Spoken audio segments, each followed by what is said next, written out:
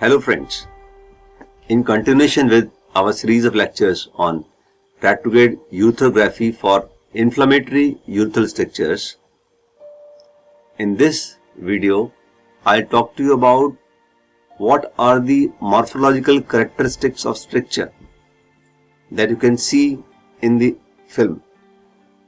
When I say morphological characteristics, in this lecture I am talking to you only about the site, number, length and caliber, and I'll show you the variations of each of these so that you can have an idea about how to look for these things. As I said, ureterographic diagnosis of stricture requires your ability to study the morphology of stricture, your ability to look into the possible etiology of stricture. Here it is inflammatory, but then I said in the inflammation, what are the cause which has created inflammation? Is it the catheter, or is it the infection, or the instrument trauma, or the radiation? And finally, what is the extent of stricture? By that I mean, is it a complicated case or is it an uncomplicated case? So ureterographic diagnosis you will have to touch these 3 points, and in morphology you will have to try to find out what are the site, what is the caliber of stricture, what is the length of stricture, how many are they, where all are they located, what are the mucosal changes in the area of stricture and urethra, proximal distal to the stricture, and finally, are there any accessory glands seen. In this lecture, I'll talk to you about the first 4 points: site, caliber, length and number. The length and caliber of the stricture, right? The first question that will come in your mind is how to determine the length and caliber of stricture on RGU film. Let's say, for example, stricture located here, and you have to know how long it is, and you have to know what is the caliber of this stricture. How you do this? There are 2 methods for doing this. In one method, you will see that in most of the films of retrograde ureterogram, towards the bottom you will see a scale printed, right? This is scale printed already, and you can refer to this scale and compare with the film, and thus you can know about in centimeters what is the length of stricture and what is the caliber of stricture. This is the most practical and most standard method, but you have to have DICOM images for that. The second method is, which has been popular in past, is that whenever you see a retrograde ureterogram film of this kind and you see a stricture in the mid bulb, as see here, and you want to know what is the length of the stricture, what is the caliber of stricture. So what we've been doing is we look at this bony point, the inferior ramus, the inferior pubic ramus. The width of this ramus is 2.5 centimeter. Now you can use this as a reference point and compare the stricture length with this bony landmark length, and then you can have a rough idea about how long is the stricture. So we use either of these methods to know what is the length of stricture and what is the caliber of stricture. Then this point, what are the various anatomical sites in urethra where stricture can happen, and what about the length of these strictures? Now if you see this kind of picture where we are trying to just show you the anatomy of urethra, normal urethra, or if you see it like this, the patient can have stricture firstly in the external urinary meatus. This is called meatal stricture, or a stricture can happen just proximal to fossa navicularis. This is called distal penile stricture, or this can happen in mid penile urethra, or this can happen in a location which is penobulbar, that means junction of pendulous urethra with the bulbous urethra. Then you can have a stricture which is involving most of the pendulous urethra, the one kind of shown here. You can have a stricture in the distal part of the bulb called distal bulbar, or you can have a stricture in the mid part of the bulb called mid bulbar, or you can have a stricture in the proximal part of the bulb called proximal bulbar, right? So these are the terminology that we will use, or you can use by looking at the X-ray film, or you can have a long bulbar stricture, such as the one shown here. You can even have a stricture in the membranous urethra called membranous stricture. So what I'm telling you, depending upon the anatomical site of urethra, you can talk about where the stricture is present. In some unfortunate patients, you can have whole urethra involved, from external urinary meatus to the proximal part of the bulb. This is called pan-urethral stricture. In some patients, you can have narrowing at the bladder neck. This is known as bladder neck contracture, but currently this has been renamed as bladder neck stenosis. This is not classified as urethral stricture, friends. Urethral stricture by definition is narrowing of the spongial part of the urethra. The urethra covered by spongiosal tissue. So it's only for anterior urethra that we use this word urethral stricture. So bladder neck stenosis will not be technically called as stricture. So I just put it for the sake of clarifying you this thing. Now showing you some examples of the patients by which you can get accustomed to telling the patient what is the site of stricture in him.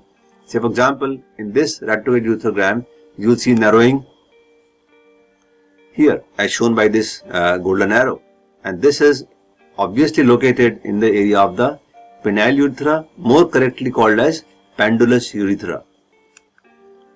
Another stricture in the pendulous urethra, which is little longer than the one before but less narrow than before.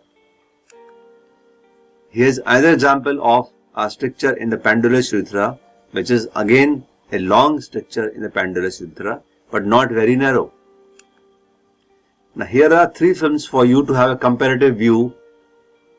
All the three have pendulous urethral stricture by the site, but the caliber in each one of them varies and the length in each one of them varies, as you can see here, here, in the B and in the C by the golden arrows. I hope it is simple to understand that although the site remains same, but what will change in everybody will be the length of stricture and caliber of stricture. You see now another example of stricture disease in bulbar urethra. In bulbar stricture, you can have a long bulbar stricture where the entire bulb of urethra is involved, or you can have what is called as a proximal bulbar stricture where the proximal part, the sump of the bulb is involved, or the cone of the bulb is involved. This is called proximal bulbar. Or you can have a stricture location in the distal part of the bulb. That means towards the pendulous part of the urethra, and this is distal bulbar stricture. Or you can have a stricture in the middle of the bulb called mid-bulbar. I hope this is not a rocket science to understand that where is the stricture located. Once you know the normal anatomical landmarks in reference to the X-ray film, you can very easily say which is the part of the urethra which is strictured. This is again a long mid-bulbar urethral stricture. This one is now the junctional stricture. So I showed you the variations of pendulous urethral stricture. I showed you the variations of the bulbar urethral stricture, and I show you the variations in the stricture which take place at the junction of the pendulous and bulbar urethra, known by the name of penobulbar strictures. Now here is this stricture. In either case, you find that this is a little long penobulbar stricture. In penobulbar, part of the pendulous urethra and part of the bulbar urethra adjoining are involved, and the length can vary.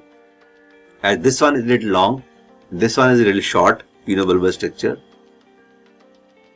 If I were to ask you what is the length of this stricture, you immediately refer to the inferior pubic ramus and see that this is 2.5 centimeter. And if you put this bone onto this stricture, you will say that this is a little more than 2.5 centimeter, something between 2.5 to 3 centimeter. Okay.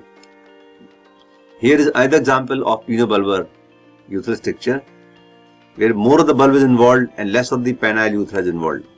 Here is the example of another penobulbar stricture, which is a long penobulbar stricture, where distal bulb is involved and proximal pendular tooth is involved. But for calling it pinobulbar, both part of urethra should be involved in continuity. This is another pinobulbar structure where the distal bulb is involved and proximal pendular tooth is involved. Here is another example of the pinobulbar where most of the pendular tooth is involved and a part of distal bulb is involved, right? So by definition, this will also be called as pinobulbar urethral stricture. You can have a stricture as long as this, where the distal bulb is gone and entire pendular urethra looks gone by this kind of stricture disease, and this is also a long pinobulbar urethral stricture. Now you may have a case where the entire anterior urethra has become strictured, and this will be called pinobulbar, right? But in some patients, this will be called as panurethral. Now, how and when will you call this long stricture pinobulbar, or when will you call this stricture as panurethral? When external urinary meatus is also involved, like this, that is an evidence. Now, this is a clinical finding. You cannot see this on rat-to-rat ureterogram. So, for you to say that this is a panurethral stricture disease, you have to have information about how does meatus look like. If meatus is involved, it is panurethral stricture. If meatus is spared, or if fossa navicularis is spared, normal, then this would be called as pinobulbar, a long pinobulbar stricture. Okay, so I hope I made my point clear. Involvement of meatus is essential for calling it panurethral. Now, this is an example of either case of panurethral stricture. Now, this is a long stricture. You can call this pinobulbar, but you will call this panurethral only when if somebody tells you his meatus is also scarred.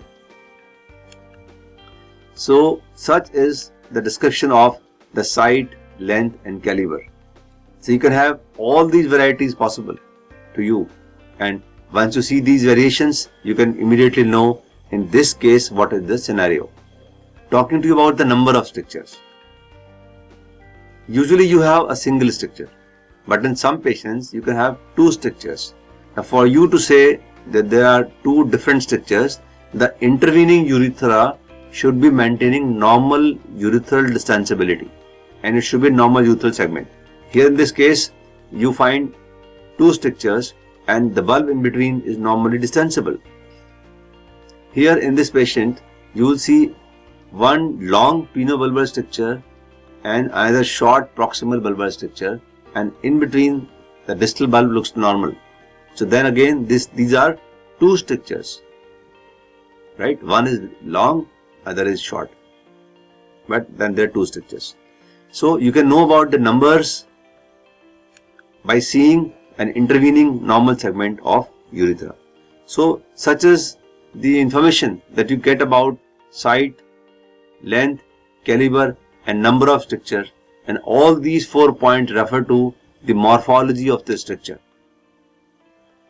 So thank you very much for listening to this small talk on inflammatory urethral stricture and the use of rat-to-rat ureterography for ureterographic diagnosis.